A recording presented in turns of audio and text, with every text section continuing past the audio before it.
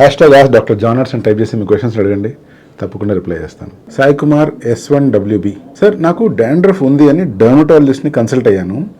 సైక్లోపైరాక్స్ and zinc పైరిథాన్ shampoo ఇచ్చారు, కానీ ఇది వాడటం మొదలు పెట్టాక స్కాల్ప్ పైన చిన్న చిన్న పొక్కులు వచ్చి ఇచ్చింగ్ వస్తుంది. ఇది షాంపూ వల్లే అంటారా? ఎటువంటి ట్రీట్మెంట్ స్టార్ట్ చేసిన తర్వాత అయినా తలపైన కానీ స్కిన్ పైన కానీ కురుపులు రావడం మంచిది కాదు. ఫస్ట్ మీరు ఏదైతే షాంపూ తీసుకున్నారో ఆ షాంపూని ప్రాపర్గా వాడుతున్నారా, లేకపోతే అలాగే వదిలేసి కొద్దిసేపు ఉంచేసి దాని తర్వాత వాష్ చేస్తున్నారా, లేకపోతే రాత్రంతా ఉంచేస్తున్నారా? ఫస్ట్ మీరు వాడే విధానం గురించి తెలుసుకోవాలి. అంటే మీకు షాంపూని ఎలాగైతే డైరెక్ట్ చేశారో అలాగే వాడాలి. కొన్నిసార్లు over night lotion come shampoo లాంటి ప్రిపరేషన్స్ ఉంటాయి.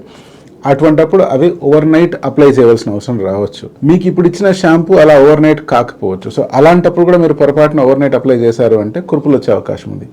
ఇలా కాకుండా ఈ షాంపూలు వాడేటప్పుడు మీకు స్కాల్ప్ పైన ఇరిటేషన్ అయ్యి రెడ్డిష్నెస్ వచ్చి తర్వాత కురుపులు వచ్చాయనుకోండి, ఇమీడియట్గా మీరు ఈ షాంపూని స్టాప్ చేయవలసిన అవసరం ఉంది. ఎందుకు అంటే ఇది ఇరిటెంట్ కాంటాక్ట్ డెర్మటైటిస్ కావచ్చు. ఇటువంటి సిచ్యువేషన్లో ఇమీడియట్గా డాక్టర్ని కలిసి వెంటనే రెమెడీ తీసుకోవడం అవసరం. కొన్నిసార్లు నెగ్లెక్ట్ చేస్తే యాంజియో ఎడిమా అనే సిచ్యువేషన్ కూడా ఈ ఇరిటెంట్ కాంటాక్ట్ డెర్మటైటిస్ వెళ్ళిపోయే ఛాన్స్ ఉంది. సో అందుకనే ఏమాత్రం నెగ్లెక్ట్ చేయొద్దండి. రెండో పాయింట్, మీరు చెప్తున్నట్లు ఇప్పుడు సైక్లోపైరాక్సోలమైన్ జింక్ పైరిథాయిన్కి మీకు కనుక రియాక్షన్ వస్తుంది లేదా కురుపులు వస్తున్నాయి అనుకుందాం.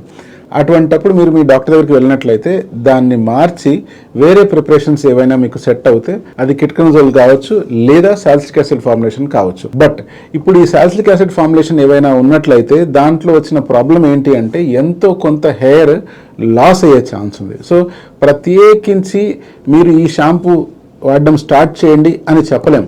మీ సిచ్యువేషన్ని బట్టే ఆ షాంపూ వాడవలసి ఉంటుంది. ఒకవేళ మీరే కనుక షాంపూని రిపీటెడ్గా ఎక్కువగా వాడేస్తున్నారు అనుకోండి, లేదా షాంపూ మోతాదు ఎక్కువగా తీసుకుని వాడుతున్నారు అనుకోండి, అటువంటప్పుడు కూడా స్కాల్ప్ పైన ఇరిటేషన్ క్రియేట్ అయిపోయి చిన్న చిన్న పొక్కుల్లాగా వచ్చే అవకాశం ఉంది. నెంబర్ 1, మీకు మీ డాక్టర్ షాంపూ ప్రిస్క్రైబ్ చేసినప్పుడు దాన్ని ఎలా వాడాలి అనేటువంటిది డాక్టర్ దగ్గరనే తెలుసుకోవడం. నెంబర్ 2, మీరు ఇది కరెక్ట్గా ఫాలో అవుతున్నారా లేదా అని మీరు ఒకసారి చెక్ చేసుకోవడం. నెంబర్ 3, అన్నీ ఫాలో అవుతున్నా కూడా రియాక్షన్స్ కానీ కురుపులు కానీ వస్తున్నాయంటే ఇమీడియట్గా స్టాప్ చేసి డాక్టర్ని కన్సల్ట్ అవ్వడం.